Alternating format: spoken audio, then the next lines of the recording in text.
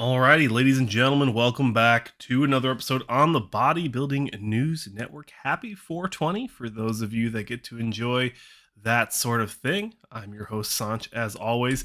I was so tempted to start the intro of this like the Burger King foot lettuce guy. Oh my god. I saw this on TikTok and it was like an ad for it was like for Sasquatch soap, and the voice actor was using the Burger King foot lettuce. Like he was using that voice, and I was tempted, but I didn't. Anywho, we're gonna talk about Chris Bumstead, Roman Fritz, Iain Valliere, a NPC competitor from Kansas City that I know of. We're also going to talk about Terrance Ruffin, some news around him, Sadik Hadzovic. I'm sure I butchered that one as always. And our good friend from over the pond, Neil Curry. So if you're interested, stay tuned. Let's roll the intro and get into today's video.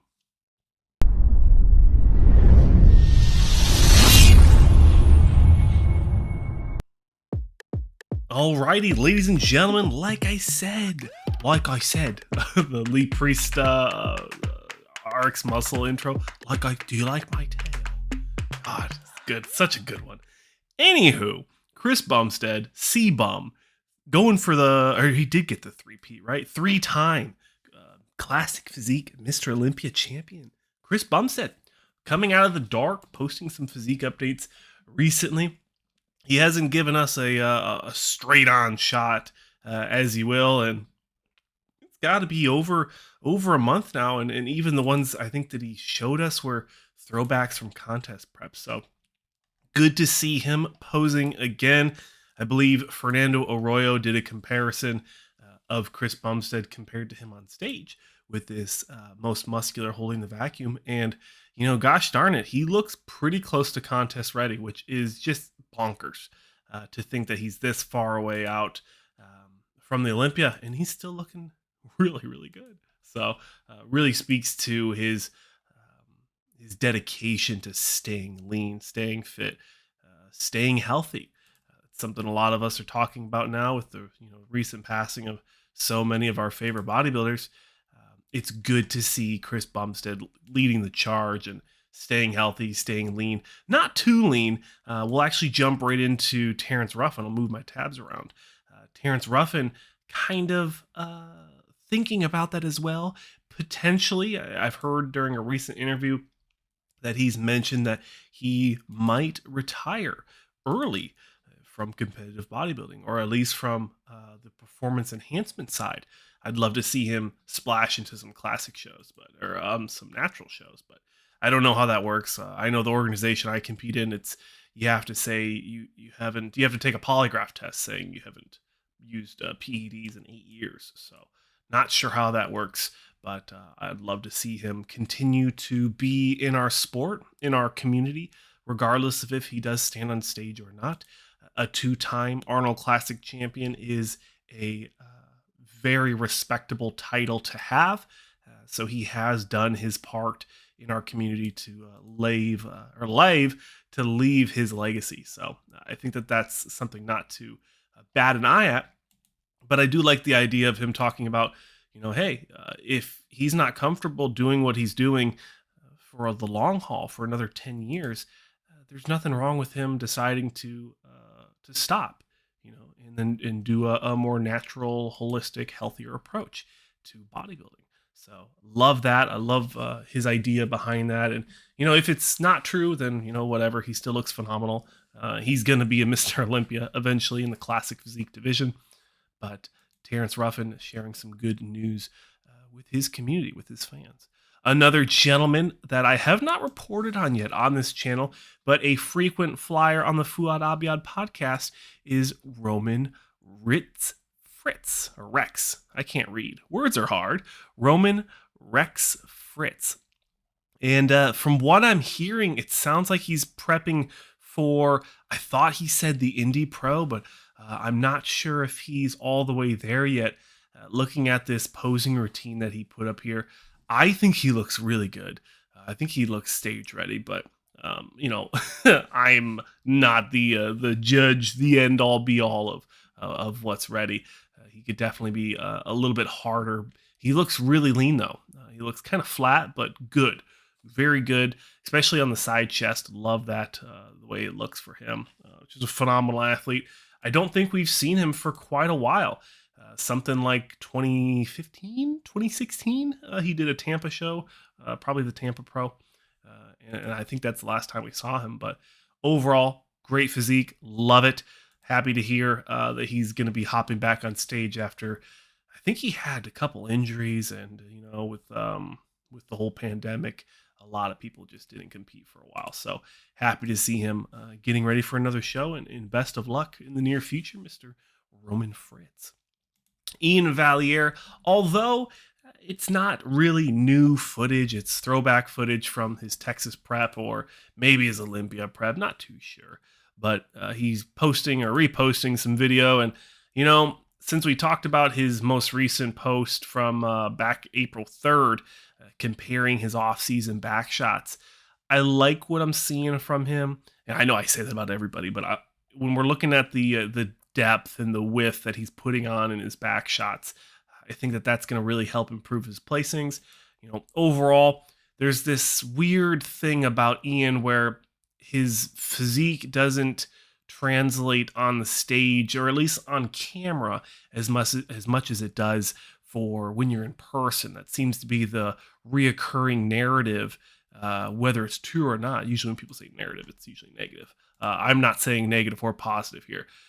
But I've definitely been critical of Iain when he's competing, because from the camera, from the live stream, you can't see the separation, the conditioning that you want to see. Whereas other athletes that are a little bit more bubbly, more 3D muscle density, that shows better in a live stream. Whereas his grainy conditioning and separation, vascularity, things of that nature, it doesn't show up as well. And I think that's been one of his big critiques. But anywho, he's been sharing some throwback videos on the gram, and we do appreciate it. So hopefully we get to see him. I think he said he's going to be doing the Montreal Pro. I think it's what it's called. And that's just around not too far out. I thought it said 6 weeks. So I didn't realize he was already on prep, but that'll be a very short prep for him. So we'll see how that goes for him.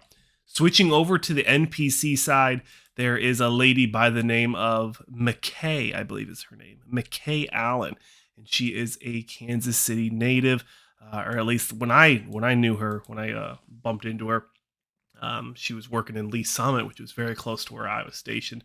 She recently competed along with Mr. Otts and Ty Jordan. They all competed at this St. Louis Midwest Championship, what we talked about a couple videos ago. She won it looks like she did the bikini and she also did the wellness. So really cool to see her hopping between the two different divisions. From what I've seen with her competing, she's been really just nailing it, winning a lot of shows, or at least the ones that she does locally. It seems that she does local shows, but love to see her. And maybe I'm just putting my foot in my mouth, but I'd like to see her on a national stage. I also saw her do like this. I can't remember what it was called, but it was like a beauty contest thing, and there's a couple girls I know on the natural side. I'm sure she's still natural as well, but from the Natural Solar States Classic, I remember seeing them do a beauty contest, and it was pretty cool. But anywho, I wanted to give her just a shout out here, maybe help boost her followers. So if you enjoy her style of content, definitely check it out. She does a lot of fitness and especially supplement stuff. She's one of those supplement superstore gals. So check that out.